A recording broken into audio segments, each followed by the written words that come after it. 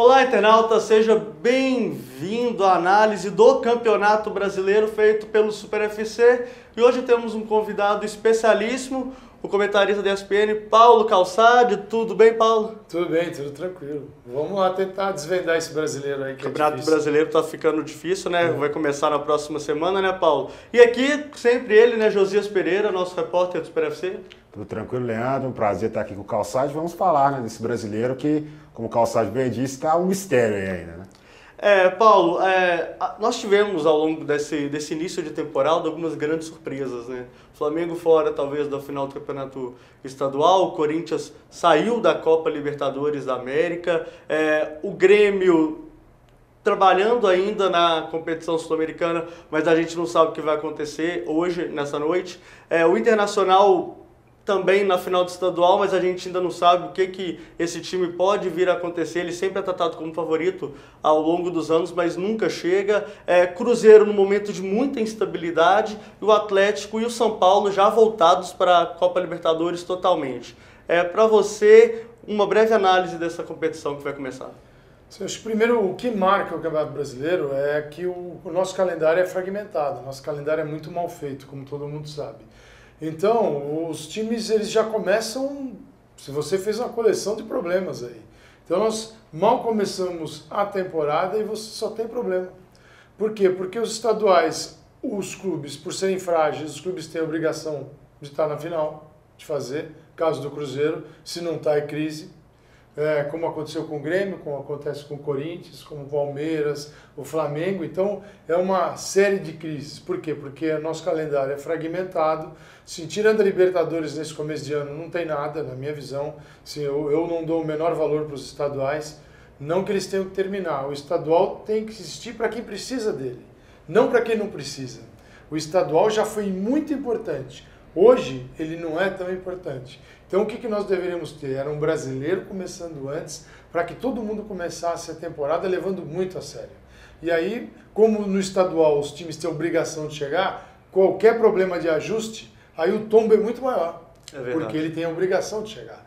Então, nosso calendário é muito mal montado. A gente passou aí, para mim é um fato que é intrigante, ele é assustador, mas nós somos acostumados aqui no Brasil a isso. Se você olhar para as arquibancadas do estadual, você olha que em todos eles, são arquibancadas vazias, uma série de jogos sem muita importância, um ou outro que é um clássico, uma classificação, mas são até o início de maio, onde nós estamos, muito pouco aconteceu, tirando a Libertadores.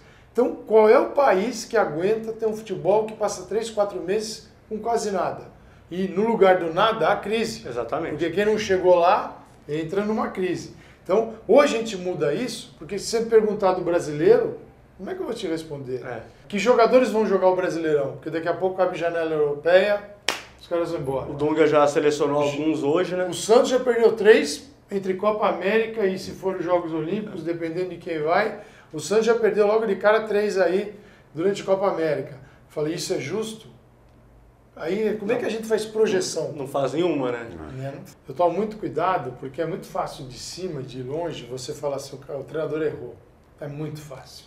E eu não tenho essa pretensão, porque dentro do clube, quem está lá dentro no dia a dia é o técnico. Ele está sabendo. Então, saber o que se passa exatamente, então eu me preocupo com outras coisas. Me preocupo em conhecer melhor as equipes, em saber quais são as características. E o treinador tem, todos eles fazem, né? Você sabe que tem horas que ele percebe que ele fez a substituição errada e o time ganha o jogo com ela. Mas ele sabe que até que não era para fazer. Tem horas que ele tem certeza, a convicção que está certo e o time se afunda. Então eu acho que sim, olhando para frente, o que mais me preocupa é saber como é que vai ser o brasileiro, quais as equipes que vão ser mais afetadas no momento que tiver os chineses chegarem outra vez, pode chegar, e quando chega leva quem quiser, pode levar Lucas Prato, que é tentaram, nome, o Elias no Corinthians talvez, o Felipe no Corinthians talvez vai embora, o Inter vai ter a sede, o Grêmio também. Aí a gente fica fazendo projeção antes da bola começar a rolar, e na hora que ela começa, tem vários campeonatos.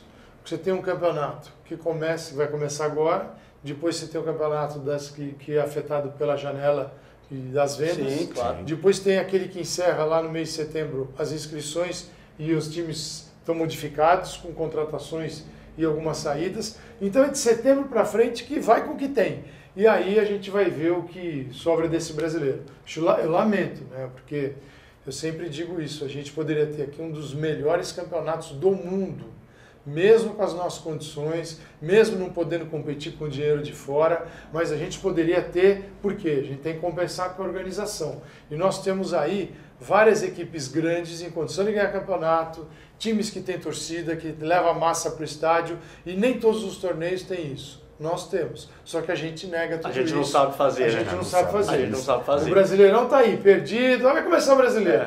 O Brasileiro tinha que ser o grande campeonato da nossa temporada e encaixar o resto. Exatamente. O Brasileirão, de repente, aparece na vida da gente e vamos em frente. Então nós não valorizamos, não ganhamos dinheiro com isso, não melhoramos nossas equipes e a gente só contribui para que fique essa bagunça. Imagina, a Copa América e Jogos Olímpicos tirando jogadores, isso pode acontecer, vai acontecer. Vai acontecer. E interfere o quê? Nos times. E para os times está tudo bem. Os presidentes não reclamam disso, eu fico assustado. Porque eles não assinam na hora, porque a gente está reclamando do calendário, Calçado. Mas a gente sabe, quem monta esse calendário junto com a CBF são os clubes. Se não tiver a assinatura lá do Dr. Gilvan, do Daniel Nepomuceno, presidente de Corinthians, Flamengo, Atlético Paranaense, Curitiba. Não tem. Se os times grandes brasileiros chegassem a CBF e falassem assim, não tá bom para nós vamos ter que mudar isso aí. Televisão, não tá legal, nós queremos melhorar para vocês também, não é só para nós, para vocês. O produto, se for melhor para nós, vai ser para vocês também, que estão botando uma grana pesada nisso. Vão melhorar? Eles melhoram. É que eles não têm condição de fazer isso. Nessa geração de cartolas que está aí, eu não acredito, acho que a gente não vai mudar, infelizmente.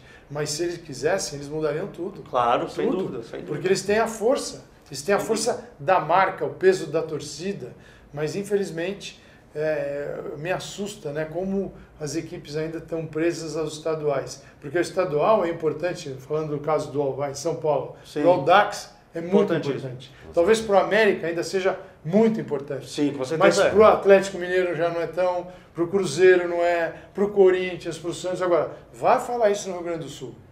Os presidentes te convencem que o Gauchão é melhor do que a Champions League. Melhor que a Champions. Você tem certeza disso. Agora, enquanto isso, se você é jogador, eu quero te contratar para o meu time. Aí ele fala, pô, vou passar 4 meses jogando nos gramados, cara, nos estádios, tudo vazio. Será que ele vem? Eles estão preocupados com deles, né, Carlos? Mas é claro, mas se você não atrai, a hora que você tem um campeonato que atrai, é diferente. Quando você tem um campeonato que expulsa, claro, esse é o nosso caso. Fora que isso influencia na própria torcida, né? O público do brasileiro já não é mais aquela coisa, o campeonato brasileiro. A gente vê em relação a alguns campeonatos europeus, ou até mesmo campeonatos Estados Unidos, exatamente, esqueci que está ganhando de audiência, ou melhor, de público mesmo nos estádios. Público e audiência, né? Público e audiência também. Uma coisa também, que anda em conjunto ali. Então, se eles começaram outro dia, já tem mais público que a gente, o problema realmente. Será que eles são fantásticos ou nós somos uma porcaria? Exatamente. Talvez as duas coisas, né? Exatamente. Você acredita que essa questão dos pontos corridos pode ter alguma influência? Ou você acha que está bem estabelecido e o campeonato tem que continuar? Pontos corridos, acho que é o melhor sistema. Você não pode ter tudo no mata-mata. Porque o campeonato base tem que ser pontos corridos, é o brasileiro. Todos os outros, você faz um outro sistema. Não dá para ter 2 campeonatos em pontos corridos. Primeiro que a gente tem que começar para montar calendário a partir do seguinte ponto. O ano tem 365 dias. A cada 4 pinta um aí de 366, mas não dá para botar mais jogo aí.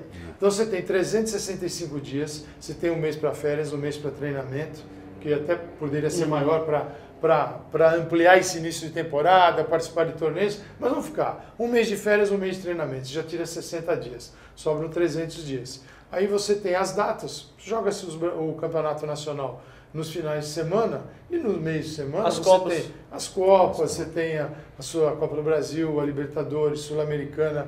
O que não dá é para fazer um calendário com 75 jogos, porque quem se dá bem e entra nessa roubada de fazer 70 jogos, invariavelmente no ano seguinte se dá mal. Porque é muita coisa.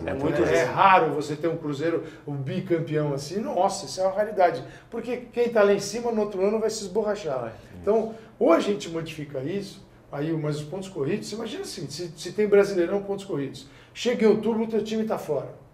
Aí você vai lá com a nota para receber do patrocinador a camisa. Se o seu patrocinador falou, volta em janeiro. Volta em janeiro. Um abraço. Você está jogando? Não estou, fazer amistoso. Volta em janeiro, a gente conversa. Então, é uma questão até comercial. Né? O mata-mata tem limite. Legal, emocionante, mas pontos corridos é o que leva o clube a ter uma sequência, a tentar ter um ano linear, mas na parte de cima, não de baixo, né? Ser ruim. Então, os pontos corridos, ele te obriga, ele é quase que ele é um indutor de um campeonato de organização. Sim. Ou você é organizado o ano todo, ou você entra pelo cano.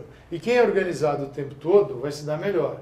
E essa é a nossa dificuldade. Porque no mata-mata, cara, você crê assim, tá mal aqui, entra em 8º lugar, disputa, é campeão. Aí, dentro dessa desorganização, você acaba fixando a ideia de que faz de qualquer jeito que pode dar certo. Que vai dar certo. Então, eu sou contra. Já cansamos de ver campeões brasileiros classificados lá em 8º lugar. O Santos, em 2002, foi assim. Saiu em 8º, foi campeão. Porque o time deu liga naquela hora. Quem vinha bem, dane-se. Tanto é que ele pegou o São Paulo e era um jogo só no Morumbi, né? E aí... São Paulo era o primeiro. Então é isso. Gostaria de agradecer você, Josias, mais uma vez aqui comigo. Eu que agradeço também ao Calçado e a todos os nossos Agora, previsão mesmo. Tá complicado, tá meio nebuloso esse campeonato. Sabe você que tá no poste?